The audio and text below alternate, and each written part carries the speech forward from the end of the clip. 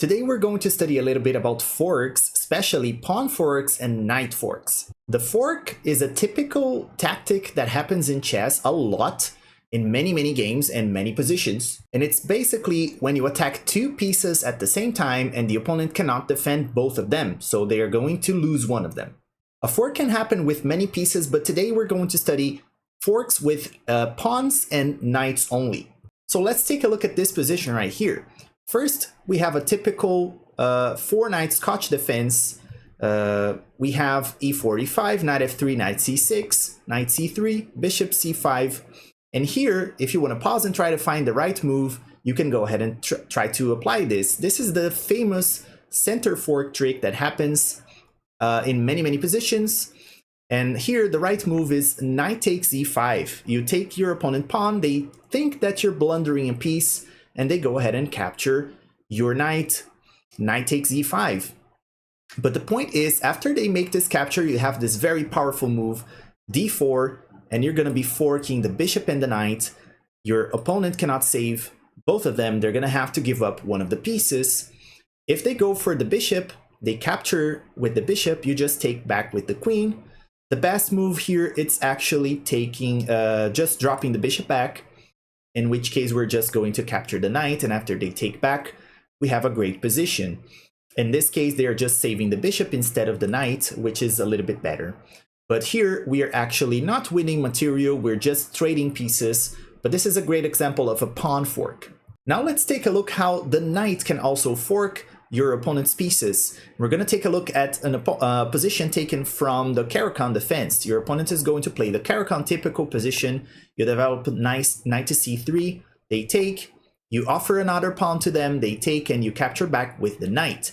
This is a very typical position. It's a gambit line against the Caro-Kann. Your opponent is going to develop the knight, you play bishop to c4, preparing some nasty attacks here on this weak square of f7.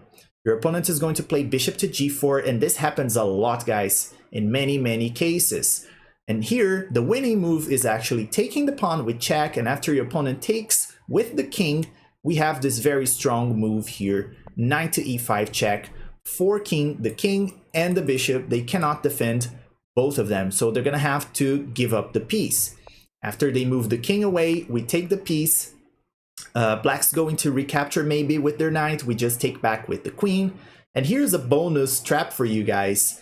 The second most popular move here, played 26% of the time, is knight to d7, which loses on the spot against a checkmate and one. You can pause the video and try to find it. The move is queen to e6 check, and believe it or not, guys, this happens in many games. In real games, so you have to keep this in mind. This might happen in a game you play.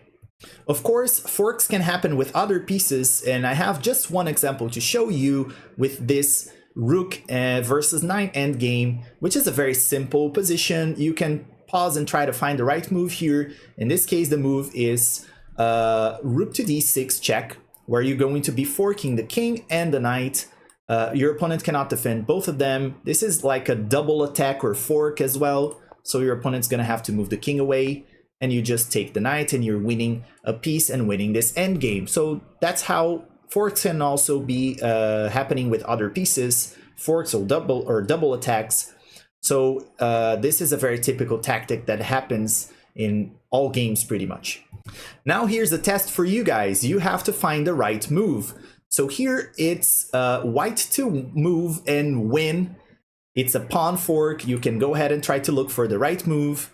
And the right move here is f5 with check. You just push the pawn, forking your opponent's king and rook. They're going to have to move the king away. You just capture the rook, and you're winning this end game. It's a very typical example of a pawn fork. Now we have another test for you. You can look for the right move here. It's white to play and win. And this time we're talking about a knight fork. So if you can pause the video and try to look for the right move is knight to d5 check, forking the king and the queen. So the opponent has to move the king away. And as they move, you just take the queen, and you are simply winning this game as well. And here's a final test for you just to finish this video. I'd like you to pause the video and try to find the right answer. This is not as simple as the other ones. okay? So the right move here to win, black to move and win, is knight to e2 with check, forking your opponent's king and rook. Of course, the queen is guarding this square, so they're gonna take the knight with the queen, but taking the knight here is actually deflecting the queen from defending this rook, so you can go ahead and take the rook with check, and you are winning the exchange in this position.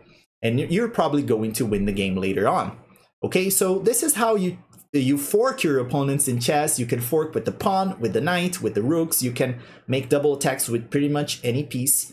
And if you like this video, consider liking and subscribing to the channel. And as always, I see you guys in the next video.